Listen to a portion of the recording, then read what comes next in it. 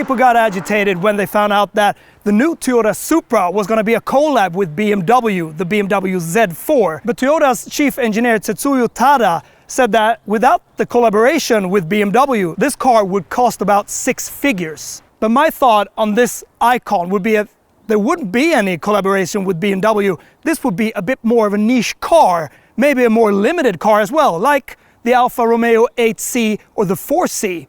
And of course, that costs a bit more, but it will also be a collector's car.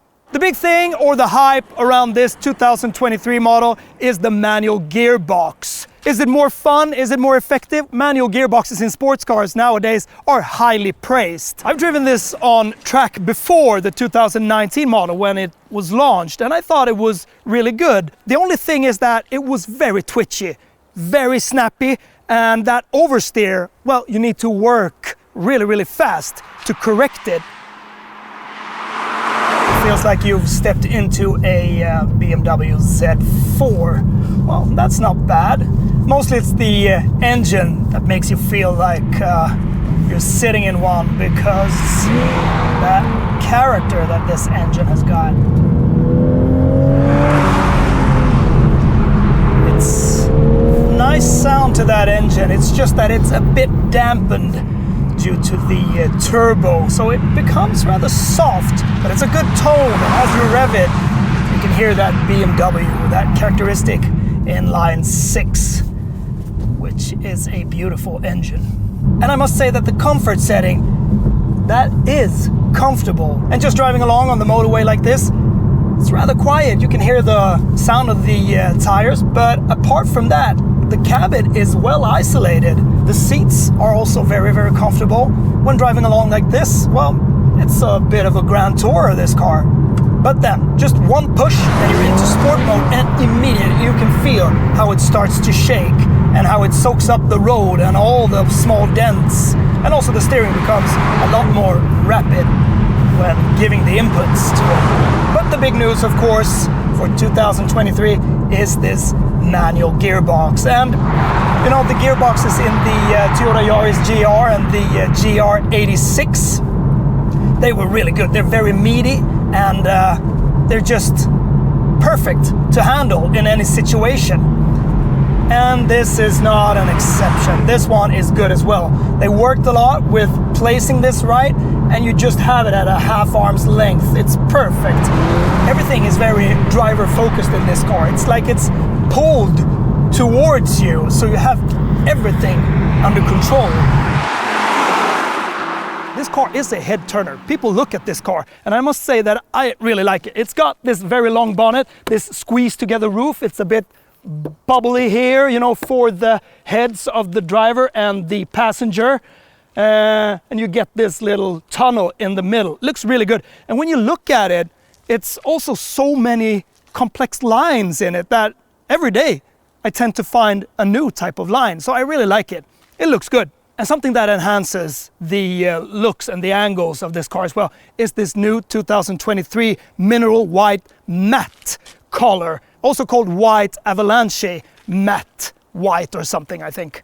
In this GR pack you also get the red painted calipers, which says Supra on them. You get this gunmetal gray forged, newly designed 19-inch alloys. Looks good as well to this white color. It also got some resemblance from the Supra MK4.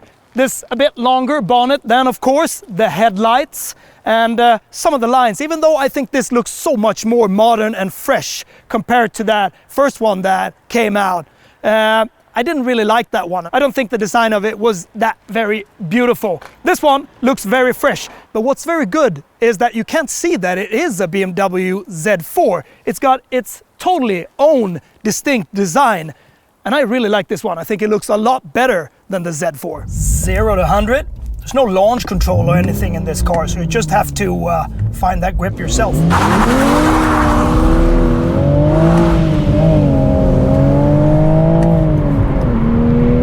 But it's effective, it's fast. Feels rather grown up, this car. So you get this IMT rev match. That works, but as I said in the GR Yaris, it's not really up to par when you downshift. It's not that quick. It's just a soft touch on the throttle. Under the long bonnet, I love long bonnets. You get this BMW 3-liter straight 6-cylinder engine, which produces 340 horsepower and 500 Newton meters. So it's a strong, smooth, reliable engine. The horsepowers were pumped up a bit from 340 to 380, but in Europe, it's detuned back to 340. I don't know why that is, and it suits it rather well. It's fast.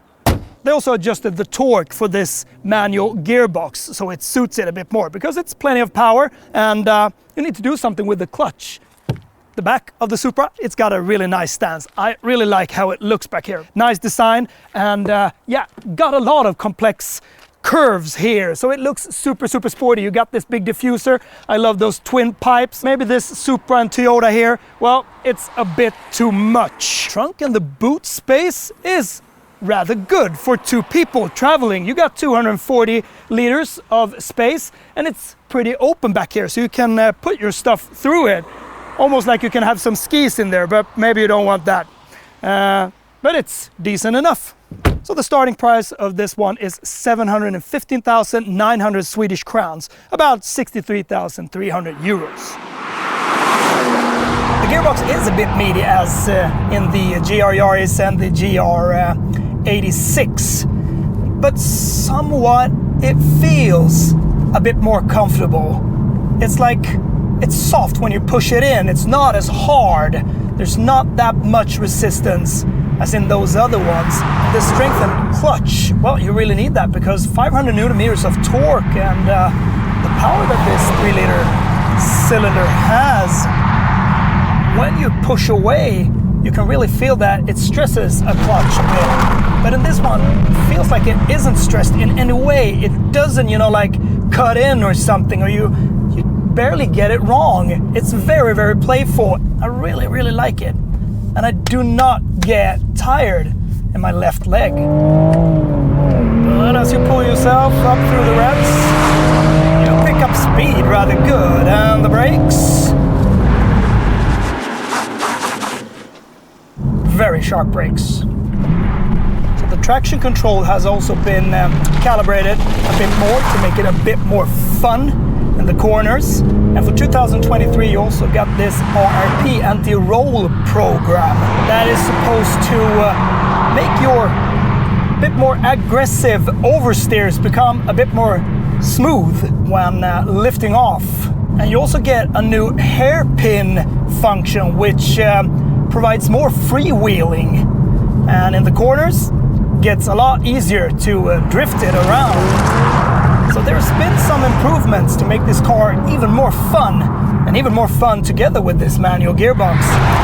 So maybe all of these enhancements makes the Supra become a bit more individual, as some people might want, because of that collaboration with BMW and the Z4 that upsetted so many people. You know, this car would cost so much more if they would develop it to become just a Supra. Even though you think that Toyota, they could have done that, because I think Supra as a model would have gotten its buyers.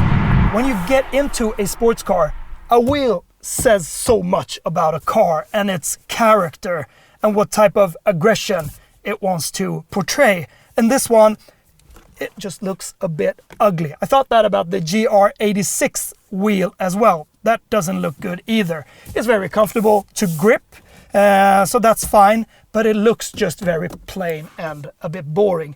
But what's not boring is those beautiful cognac colored seats. But to make it a bit more fresh, they've put some of that color into the steering wheel. Many people might not like that, but I think it looks good. Around here you get carbon fiber. This looks very luxurious, nice and racy. A bit plastic here, but otherwise the materials are really good. But you're overwhelmed with that BMW feeling with this screen here, the buttons, and the buttons on the steering wheel, and this one as well, the iDrive, or what they call it nowadays. But it works very well. It's good quality, and it's very quick. This infotainment system here, good graphics, it's rapid, it's sharp. So what can you say? It's just good. Toyota took the manual gearbox from BMW's 2.0 Z4 model, and they revised that. They lightened it up a bit, so it's a bit lighter. They put in a Belleville clutch plate, so it withstands a bit more power from that 3-liter straight 6 engine. You also get some rev match in the car. You can turn that off in sport if you want to do some heel and toe, because that rev match is not that very quick, so you need to add some more throttle blip on your own. When you drive along in more comfortable mode, you tend to gear and hold your elbow here, and you bang into those cup holders here.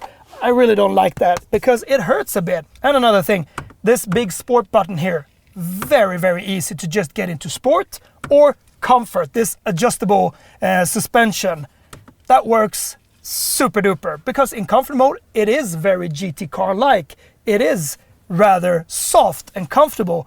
When you get into sport, well, you can feel immediately that it gets into a very hard mode, but it would need to be a bit stiffer to my liking, because on uneven road it can be a bit worrying. And the traction control is very easy to turn off.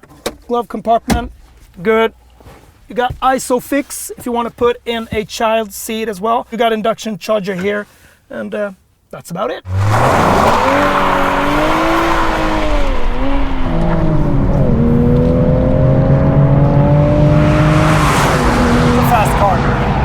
Something that I feel when pushing it a bit is that when the road becomes a bit uneven, feels like it's swaying from side to side. It's not like it's super stiff or super glued to the ground. Maybe that has to do something with that it's rather kind, and also that the gearbox and all of this adds up to a more Grand Tour type of car. You need to set this car on a racetrack to really feel how it behaves. I like how driver focused it is with this big rev counter here, and it's also displayed what type of gear you're in, so it's very track focused, and that the speedometer is not that enhanced. It's always more important to have the right indicators for the revs. The Supra's AVS, the adaptive variable suspension, which you just push sport, this big sport button here, and you get to sport or you get to comfort. I really enjoy how quick you can get between those, because it's like, okay, I'm done driving now, I just want to relax. You get into comfort, and that comfort setting is, as I said before, very, very relaxing. And then if you want to go hard, you just push it and you hold the ESC off, and then you're off.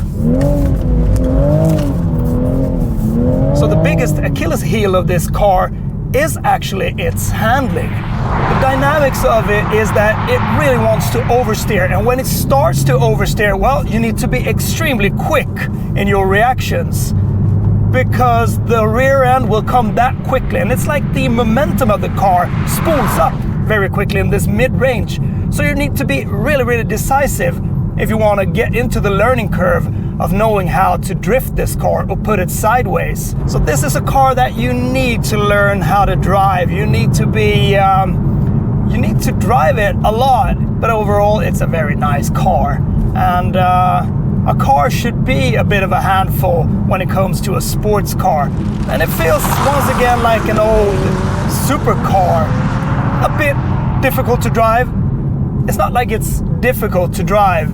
It's just that you need to put some more time into it to really know how it works.